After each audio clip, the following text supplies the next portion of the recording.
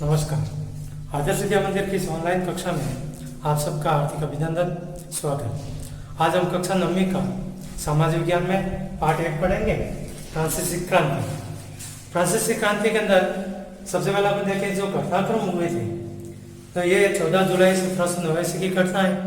उस समय पूरे पेरिस के अंदर आतंक का माहौल था और आम जनता उस बास्तिल का जो किला है उस किले की तरफ बढ़ रही थी। सम्राट ने सेना को पेरिस के अंदर प्रवेश करने का आदेश दे दिया, गोलियां चलाने का आदेश दे दिया और नागरिकों ने बड़ी संख्या में टाउन हॉल में एकत्रित हुए और उन्होंने वहां पर एक जनसेना गठित करने का निर्णय किया। और उसके बाद में वो बास्तिल के किले की ओर बढ़े और उस किले के ऊपर हमला कर दिया। किले का कमांडर मारा गया, किले को ध्वस्त कर दिया गया। उसमें जो कैदी थे उन कैदियों को छुड़ा लिया गया। हालांकि उन कैदियों की संख्या 7 थी और उसके जो अवशेष थे उन्हें बाजार में बेच दिया गया और उन लोगों ने उन चीज़ों को खरीदा जो इन पुरानी चीज़ों को अवशेष के रूप में या समृद्धि के रूप में रखना चाहते थे। अब इसमें देखिएगा 18वीं सदी के तुरंत के अंदर जो फ्रांसीसी समाज है वो किस प्रकार का था।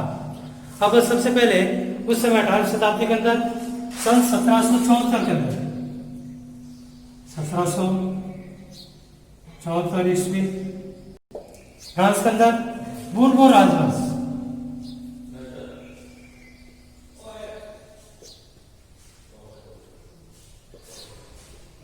वंश का शासक था लुई 16।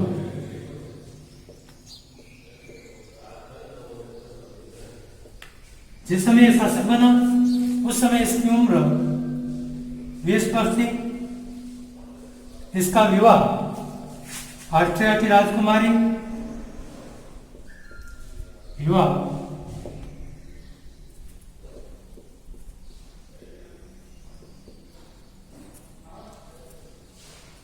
ऑस्ट्रिया की राजकुमारी मेरी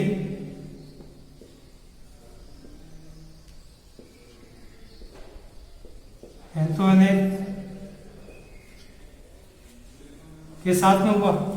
जिस समय सम्राट लुई 16 शासक बना उस समय फ्रांस की जो आर्थिक स्थिति थी वो काफी दयनीय स्थिति थी। राजकोष पूरा खाली था। अधिकतर वर्साय का महल, राज दरबार की शानो शौकत, इस पर काफी पैसा खर्च करना पड़ता था। इसके अलावा फ्रांस के द्वारा अमेरिका के जो 13 उपनिवेश थे ब्रिटेन के अधिकार में थे, उनको स्वतंत्र कराने के लिए भी फ्रांस ने अमेरिका की सहायता की और उस समय तक फ्रांस पर लगभग 10 अरब लिब्रे का कर चढ़ चुका था। लिब्रे ये फ्रांस की मुद्रा थी और उस समय सरकार का जो कर्जदाता थे वो भी 10% ब्याज की मांग करने लग गए और सरकार की जो आय होती थी उसमें से अधिकांश खर्चा सरकार के जो नियमित खर्चे थे, जैसे सेना का रखरखाव, वेतन या सरकारी कार्यालय कर्मचारी उनका वेतन वगैरह या राज दरबार की खर्चे, इन सब पर ही वो खर्च हो जाता था। तो इसलिए अब सरकार के लिए कर बढ़ाना आवश्यक था। अब उस समय फ्रांस की अपन इस सामाजिक स्थिति देखें तो फ्रांस 3 स्टेटों में बढ़ा हुआ था। 3 स्टेट जिसमें प्रथम स्टेट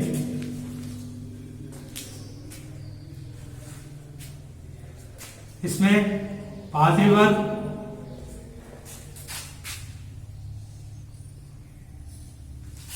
द्वितीय स्टेट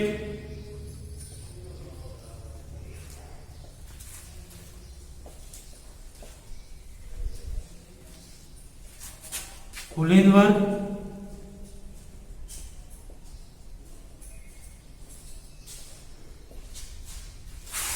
तृतीय स्टेट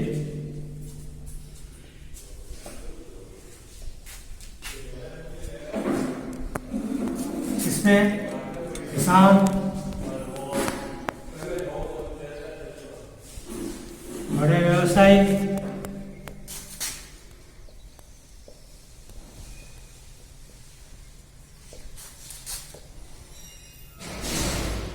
अदालत के कर्मचारी,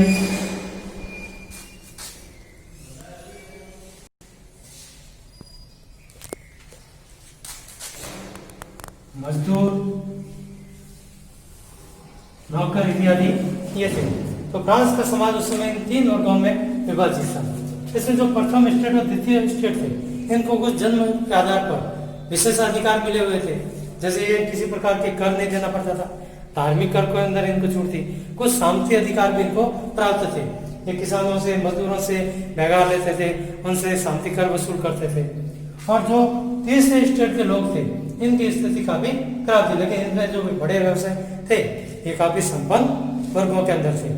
अब इसमें देखें, जो किसान थे वो अपने स्वामी की सेवा करना या खेतों में काम करना, सैन्य सेवाएं देना, सड़कों के निर्माण कार्य करना, ये सब किसानों के कार्य माने जाते थे। उस समय फ्रांस के अंदर अपन देखें तो 2 प्रकार के मुख्य रूप से कर लिए जाते थे।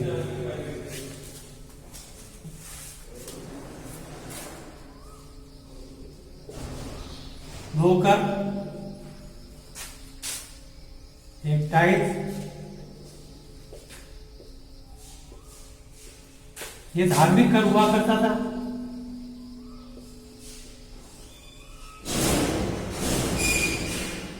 जो कि चर्च वसूल करता था पादरियों को। दूसरा कर था टाइल कर,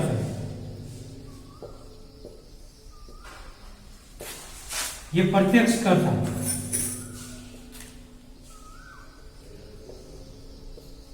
और ये राज्य सरकार के द्वारा वसूल किया जाता था। इस प्रत्यक्ष कर ये भी रोजमर्रा की चीजों पर लगाया जाता था, जैसे नमक है, तंबाकू है, इन पर लोगों पे लगाया जाता था। अब उस समय जीवन का संघर्ष अपन देखें तो 1715 में फ्रांस की जो कुल आबादी थी 2.3 अरब थी, और यही आबादी 1789 आते आते 2.8 अरब के आसपास होगी।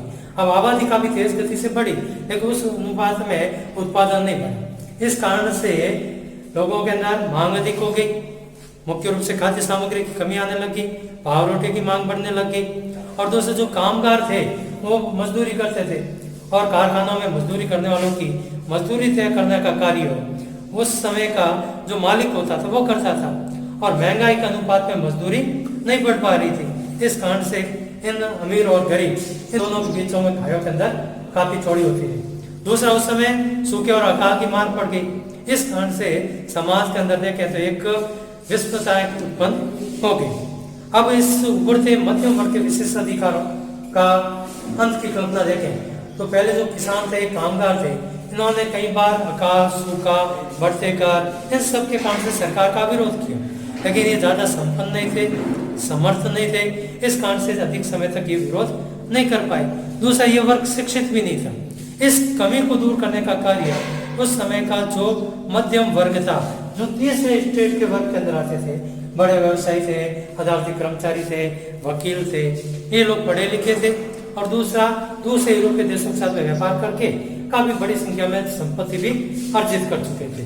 तो ये लोग इनका विरोध करने लग गए थे, और इन्होंने समाज के लोगों को एकजुट करना प्रारंभ किया। दूसरा, ये लोग ये मानते थे कि समाज के अंदर जो जन्म आधारित विशेष अधिकार है, यह नहीं होना चाहिए। किसी भी देश के अंदर या समाज के अंदर एक समूह को दूसरे समूह से अधिक अधिकार नहीं मिलने चाहिए। सबको कानून के समान एक समान माना जाना चाहिए। इसके लिए कई ऐसे अपने विद्वान हुए, जैसे जॉन लॉक।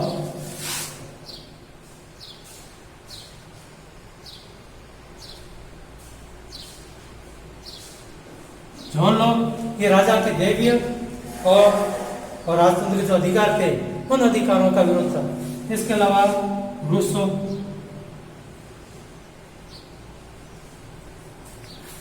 तो रूसो ये भी दार्शनिक था, और ये मानता था कि जनता और प्रतिनिधियों के बीच में जो सामाजिक अनुबंध पर आधारित सरकार का प्रस्ताव था।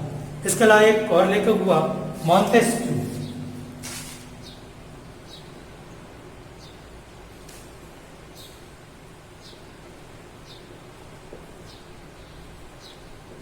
मॉन्टेस्क्यू द्वारा एक पुस्तक लिखी गई, द स्पीड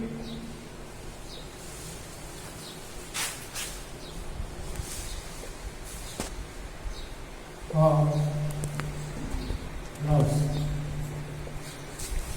मॉन्टेस्क्यू द्वारा द स्पीड ऑफ लॉस पुस्तक लिखी गई, और इस पुस्तक के अंदर उसने विधायिका, कार्यपालिका, न्यायपालिका इन तीनों के अधिकारों का वर्णन विस्तृत रूप से किया।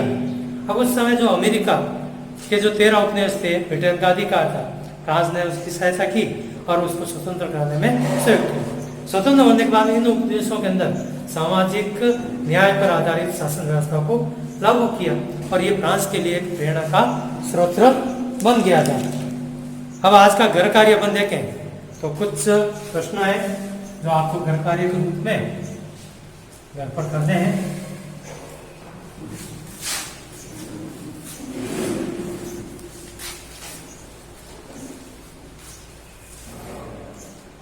पहला प्रश्न,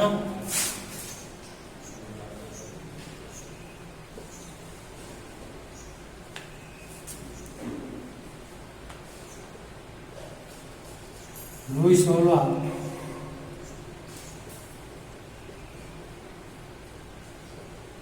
कब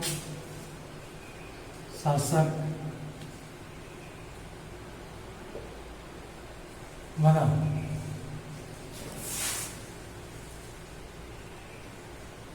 दूसरा प्रश्न, फ्रांसीसी समाज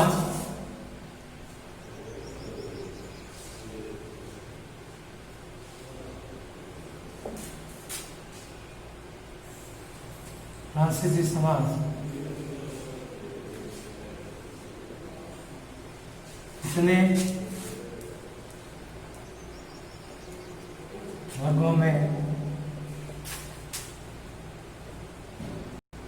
विभक्त था? तीसरा प्रश्न,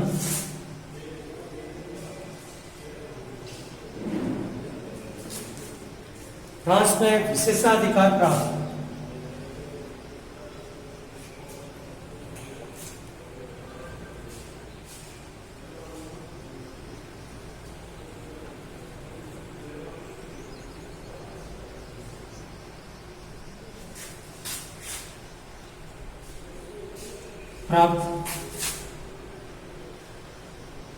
वर्ग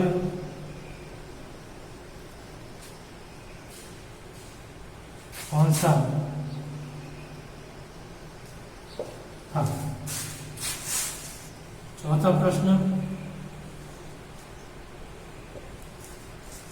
द स्पिरिट ऑफ लॉस